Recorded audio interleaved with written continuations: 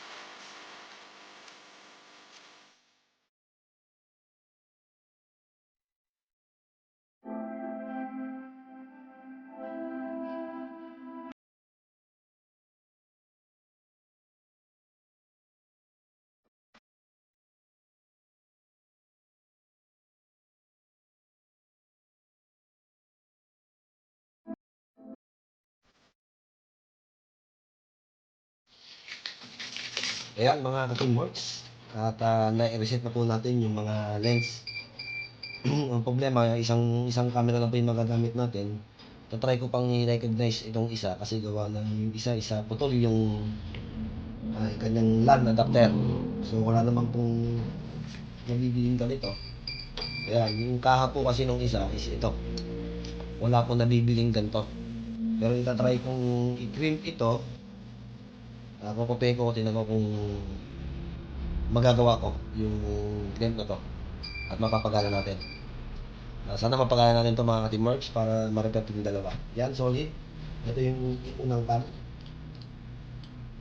Ito yung isang cam. Ito yung una. Nakababay. Ito yung pangalawa. Repair. Ayos na ayos. Dalawa, mapapakinabangan pa. Good job.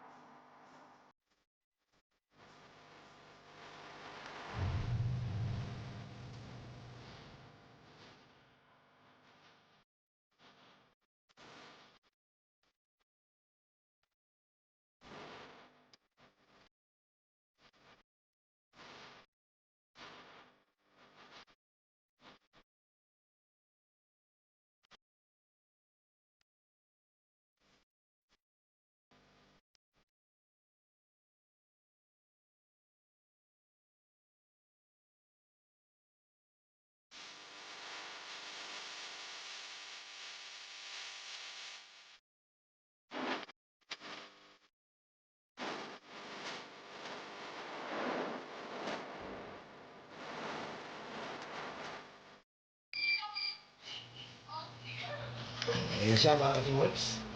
Mukha na siyang bago. Nalinis na rin natin siya. Ayan.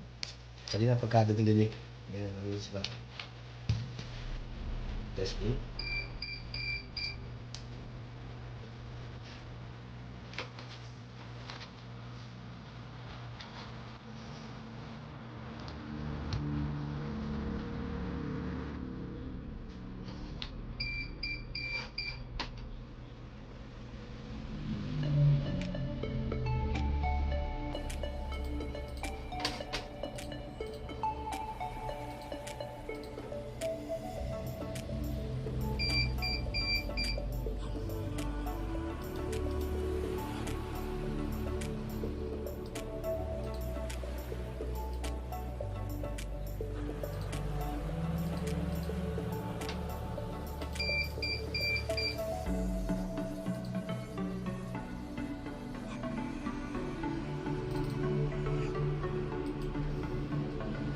Yun! Ganda. Mga ka-teamworks ha.